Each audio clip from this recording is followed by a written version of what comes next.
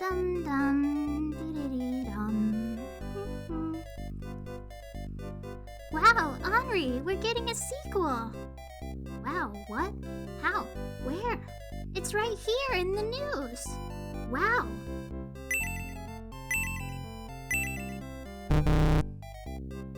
Wait, Tao, this is an article from 2017.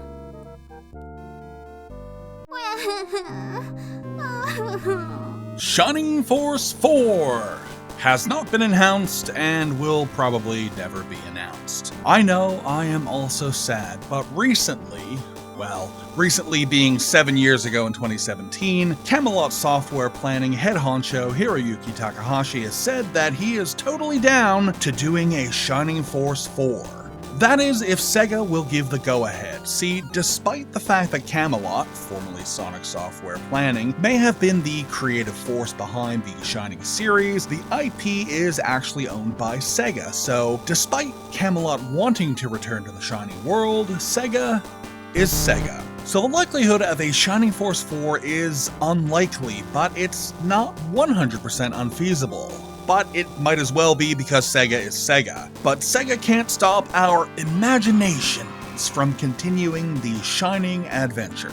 So today, I, along with a rogues gallery of fellow Shining fans, are joining together to talk about what we would like to see out of a potential and hypothetical Shining Force 4. Stuff we want to return, stuff we want changed, stuff we want added, and stuff that we don't want to return.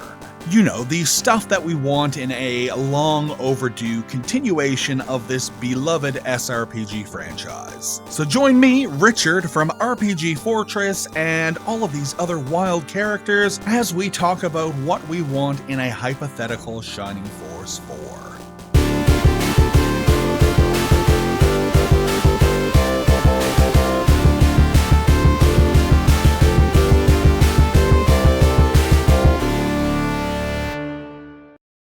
Less is more. Return to the Shining Force 1 and 2 style camera. Shining Force 3 is a hell of a title that I didn't get to actually really play until 2023. I shrugged off the game as it looked too different from the previous games, but this was foolish. Shining Force 3 is great. One thing I didn't really enjoy in Shining Force 3 was the camera. Previous games had a static top-down camera with sprites. Everything was easy to see and interact with. When people say SRPGs are like chess, this is kinda what they're referring to. But Shining Force 3 was on the Saturn, and in the mid-90s, 3D and polygons were all the rage. So Camelot abandoned the simple top-down designs of the previous games for polygonal maps with an adjustable camera. To make traversal easier with this fully 360-degree camera, your characters no longer snap to the grid when moving around, and this kind of makes things a little bit slippery feeling. As much as I loved SF3, I think this choice for movement is not so great. I get that it was the mid-90s and excitement for moving on to new 3D modeling for everything was hot and exciting, but this transition was also a challenge for some devs. I think this change to 3D was detrimental for the Shining Force series. In Shining Force 4, I want a return to the classic camera and map style. An artist who can honor Yoshitaka Tamaki. The original Shining Force artist, Yoshitaka Tamaki, regretfully passed away in late 2023. I took this pretty hard as the man was responsible for the art for some of my favorite games, most notably being the original Shining Force. I loved his cartoony fantasy style. He had this knack for combining traditional fantasy fare and sci-fi into one unique take. It's a bit D&D, it's a bit anime, it's a bit Star Wars, and I love it. It's a very unique style, and when seeing his work in non-Shining Force places, you immediately clock, oh, it's the Shining Force guy. I mean, a lot of people refer to Feta, the emblem of justice, as Shining Force on the SNES, mainly due to the artwork being from Yoshitaka Tamaki. Since Tamaki's regretfully passed away, we obviously need a new artist, and if you ask me, there is only one artist who can really succeed: Ryoko Kui.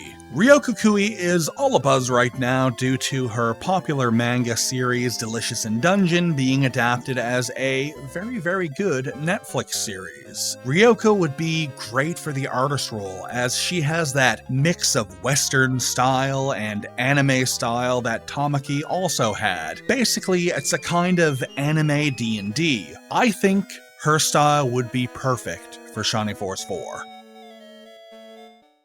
Updating the friendship mechanic / don't just ape Fire Emblem. With Shining Force 3, the series added a simple but fun friendship mechanic. Engage in combat near to another party member or party members, and the characters will all increase their friendship levels. These friendship levels will get you bonus stats and buffs. It's all very helpful stuff. The Fire Emblem series has something similar, but with that series there is a lot of dialogue to unlock, and some characters can even get married and have kids. It's really wild stuff. Right in the middle of a war, people are popping out Sprague. What a time we live in. I like Fire Emblem a lot. I like Shining Force a lot. The old man in me still compares the two, since these were the SRPG series by longtime rivals Nintendo and Sega. But those days are long over. FE is a huge series, and SF is practically forgotten. I'd imagine that a fully revitalized Shining Force would be a lot like a Fire Emblem game, but I don't really want this. By all means, keep the friendship system. It was one of the best bits about SF3. Just keep it a little bit more simple than with Fire Emblem. The SF3 system was a good start, but maybe just a little bit too simple. Keep the same status boosting buffs and friendship levels, but maybe add in a little bit of dialogue here and there. SF is notorious for party members immediately losing any lines of dialogue as soon as they join the team. Just have a couple of lines of dialogue when two party members gain a level in friendship. One of the best things about Shining Force is how quick and snappy the game can be. I think adding in too much dialogue could really drag it down. So keep the friendship dialogue short and sweet. Bring back the composers for Shining Force 1, 2, and 3. Okay, I'm gonna say it. Bring back all three Shining Force composers. Masahiko Yoshimura was integral with that early Sonic Co. / Climax Inc. sound of Shining Force 1, Shining in the Darkness, and Landstalker. Motoaki Takanouchi did Shining Force 2, Shining Force CD, and all three of the Gaiden titles, and Motoi Sakuraba did all three scenarios for Shining Force 3. Since Shining Force 4 would need to play on high levels of nostalgia to be successful, I think having all three composers come back would be one hell of a soundtrack. The militaristic marches of Yoshimura, the adventurous overworld themes of Takanouchi, and the intense battle themes of Sakuraba all on one OST. It's just so much wild synth that I think I might go mad. Bring back the hidden promotional items from Shining Force 2. I still can't believe that Shining Force 2 is the only game with promotional items in the series. The fact that you don't get to see them in any other Shining Force game is truly bonkers to me. One of my favorite things about the Shining Force games is working on leveling up your characters until they get strong enough to be promoted. Promotion is a class change which provides your characters with some nice makeovers, stat increases, sometimes stat decreases, new spells, the ability to use new weapons, etc. Shining Force 2 has a handful of hidden items that allow you to promote some of your units to unique classes. The Secret Book promotes mages to sorcerers, the Vigor Ball promotes healers to master monks, the Brass Tank promotes archers to brass gunners, etc. This system was only used in SF2. I don't know why it wasn't carried forward. It's a very, very cool idea. It adds some replay to the game. I loved getting both Vigor Balls and promoting both Karna and Sarah into Master Monks. Then recruit Sheila, and bam, you've got 3 magic-using battering rams. What a time to be alive. Alright, I think you've heard my voice ramble on long enough about this hypothetical game. Let us bring on the guests. Richard, what? You're telling me they're bringing back Shining Force? And I am the lead project developer? Oh, This is incredible. I can't believe it. Sega, you messed up first off by hiring me because I have no experience in game development. But here are my 10 commandments on what the next Shining Force game, Shining Force 4, is going to entail. It's a strategy RPG again. Obviously. No more of whatever this was supposed to be. No more. It's gone. None of that. We're not going to make it HD 2D either. We're not going to do a retro throwback pixel art thing. Just make it 3D. Keep it simple. Path of least resistance. We're bringing back Jogurt. We're bringing back some old characters, but let's not go too crazy. I still want the main cast, the protagonist, and the core around them to be all new. We can bring back, let's say, six old characters. 4 of them as NPCs, 2 of them as new party members. 1 of them is going to die at some point in the story. But that's it for new characters. We're keeping the speed-based turn order as well. As in, you know what I mean. The speed stat determines the order that the characters go in. But now, at the bottom of the screen, there's going to be a list. You can see who's moving next, so you can plan ahead the order. Enemy turns now happen instantaneously, or almost instantaneously. They happen a lot faster than yours. Like, they happen like that. And we're going to have an option to turn off all animations. We'll call that no fun mode. I want to keep the framing device. I want the old-styled framing device. I want this game to start with the wizard from Shining in the Darkness sitting in a chair, reading you a story, and that's how the events of this game are framed. We're giving this project to Atlas. I know, whatever, who cares? We're giving it to Atlas. I know, like, it's not a Shining Force game unless it's Camelot software planning or whatever reservations you might have about that. But man, it's been 30 years. Camelot's a different entity than it was back then. There's no getting the band back together. They're all old now. We need new blood. We're going with Atlas. And then we're gonna rip off what they do with the modern Fire Emblem games with like the dating sim stuff. We're doing that. We're just ripping it off wholesale. The art style, I want to be more like a Saturday morning cartoon. More like the box of Shining in the Darkness, less a big boob anime. We're not doing big boob anime. No thank you. And my final commandment is that we are going to send Richard from RPG Fortress the first copy, and then we're going to fly him out to Japan where he can meet the guy who invented Shining Force. Those are my requests for Shining Force 4. Back to you, friendo. Hey everyone, my name is Boffner and I'm a huge Shining Force fan. I began the series from Shining Force 2, so my heart will always belong to it, but if there were to be a new Shining Force 4, there are aspects from all sorts of different places throughout the Shining Force series that I hope it would draw inspiration from. First of all, let's talk graphics. I have the feeling that if a Shining Force 4 were to be put into production, the budget wouldn't be on a AAA level. Because of that, I think that either sticking with a 2D art style, either in the style of Shining Force 2 or in a more cartoony way, would suit the game best.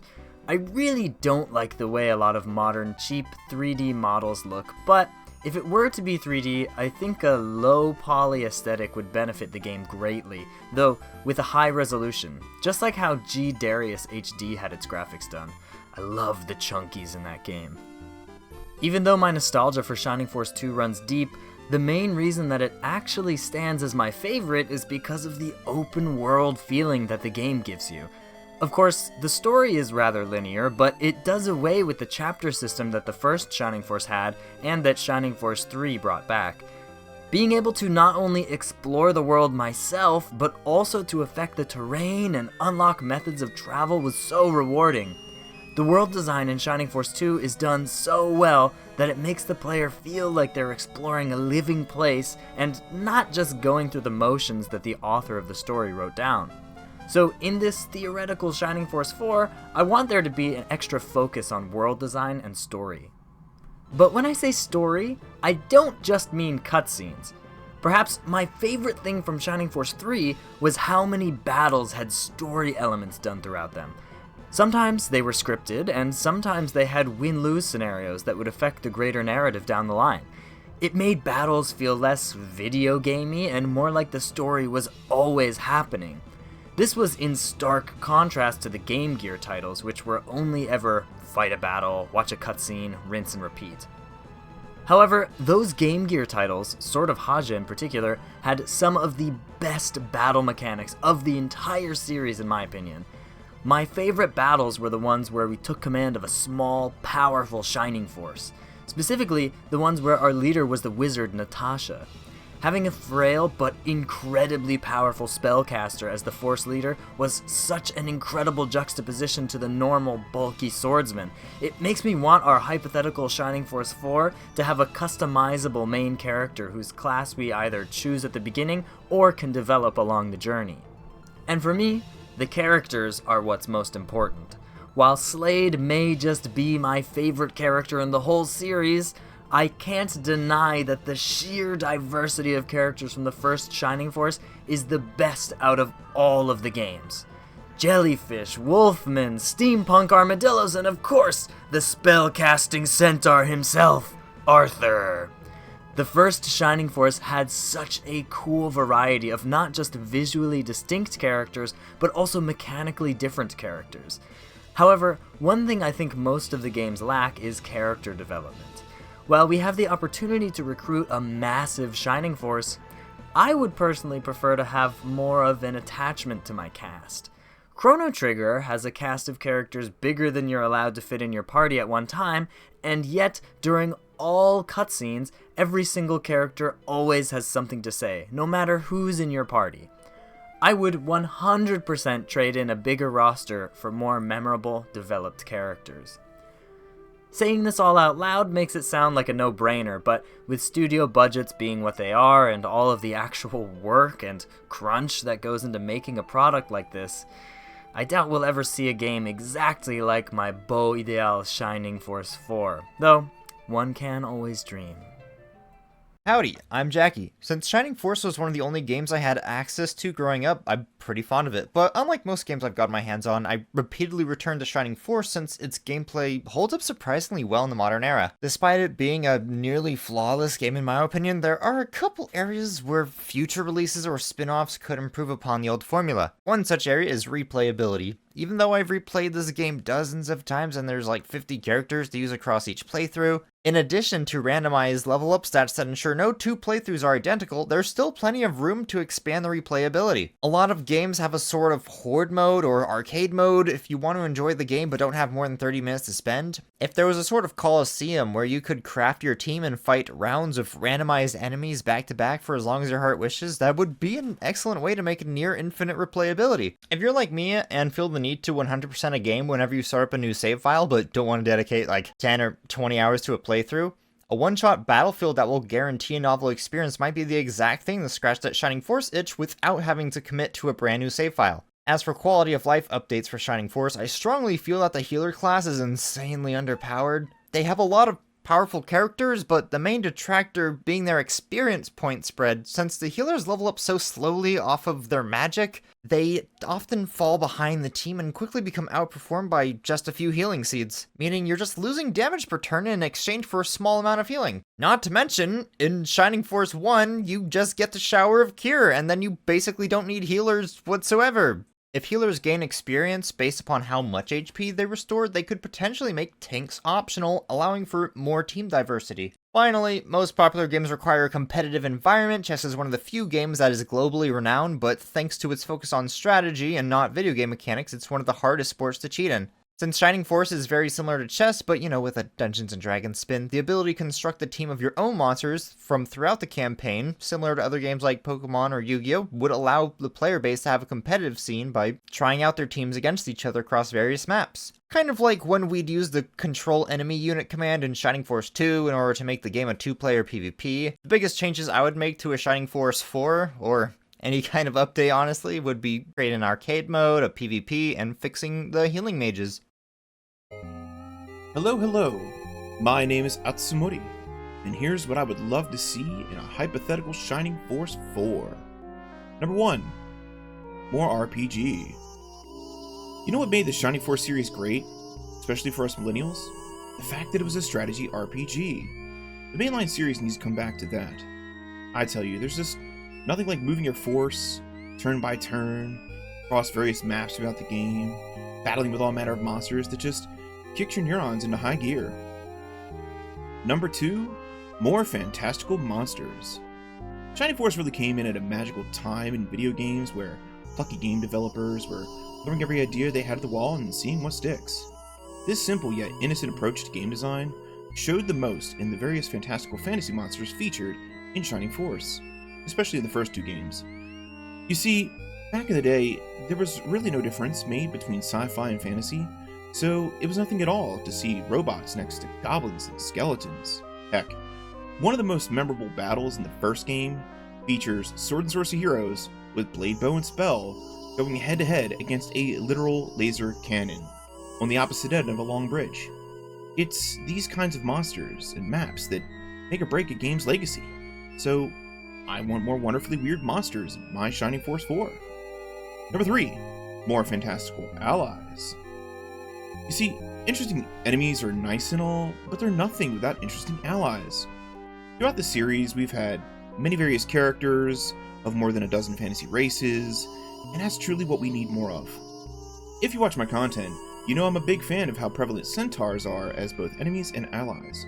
The world building around their presence as knights truly lent to showing how Shining Force was happening on an interesting, unique fantasy world. But they don't even need to reinvent the wheel here.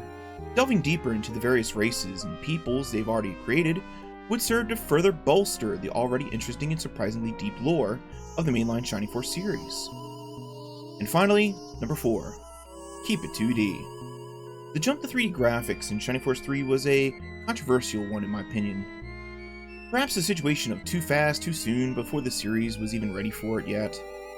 Since there is a thriving indie gaming scene out there nowadays, there would certainly be an appetite for clean, HD 2D sprites and backgrounds put to the classic Shining Force style. So yeah, I think in closing, my version of Shining Force 4 would further the plot, the monster designs, the ally designs, all while keeping the accessible SRPG elements that we know and love. This is Atsumori Kufuhara, signing off. Hey everyone, my name's Larry from Engelbard Gaming. You may know my channel from my Shining Force Retrospective series or many other things. I was asked to talk about what I would like to see in Shining Force 4 or any possible modern sequel, and that's just what I'm going to do. So first up, let's talk about sticking with what works. I want to see the fast, strategic combat that's been a hallmark of the series from the beginning remain. I would also like to see a strong focus on story like the series has always had, but I would like to see them move away from someone digging up an ancient evil and then we have to go kill it, or worse, seal it away. Aside from that, I'd like to see them continue to develop systems that already worked and have existed in Shining Force, like the friendship system from Shining Force 3.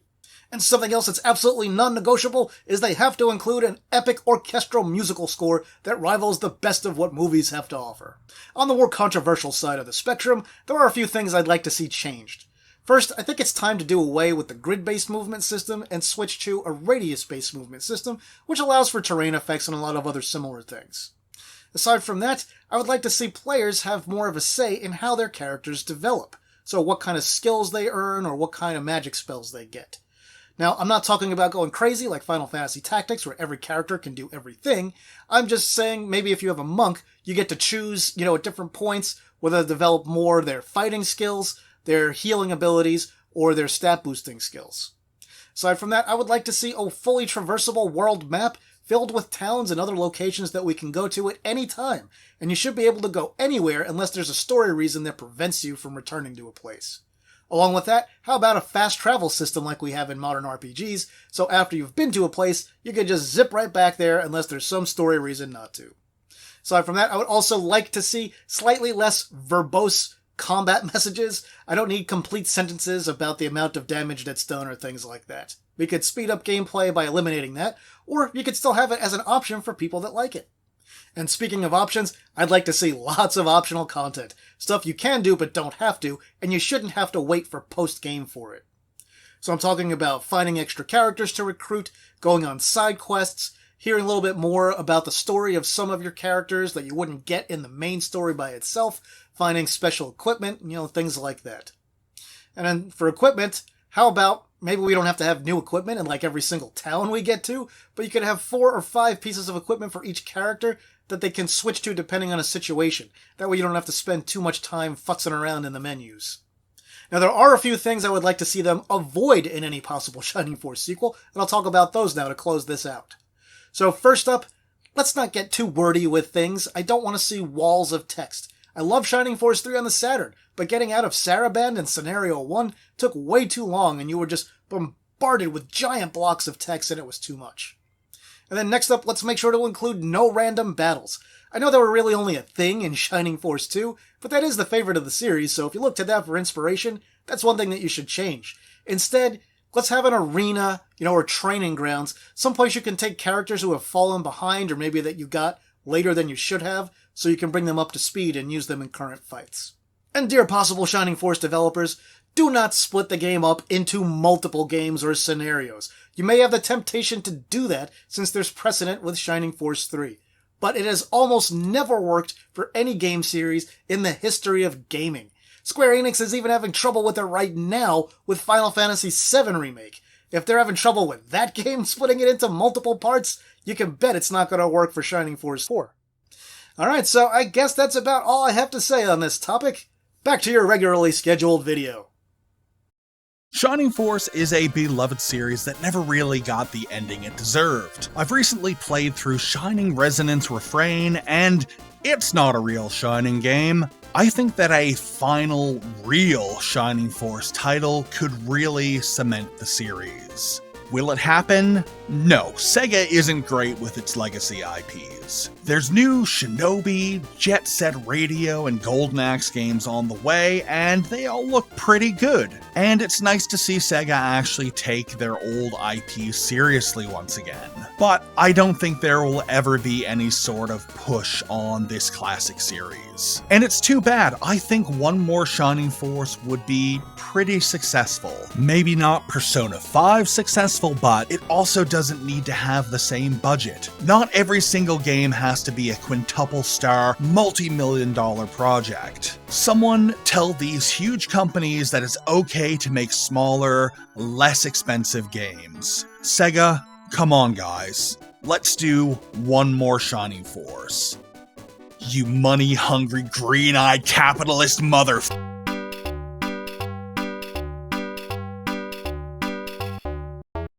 Hey, thanks for watching the video! I want to thank all of our guests for contributing to this little episode. Thank you, Jason.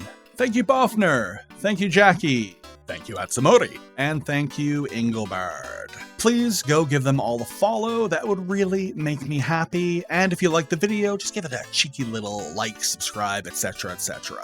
What would you want to see in a hypothetical Shining Force 4? Please leave a comment below. I know a lot of my viewers are big Shining fans, so I am sure a few of you will have some great input. I am really looking forward to hearing your suggestions. For RPG Fortress, I'm Richard. Thanks for watching, see you next time, and don't forget to hug a cat.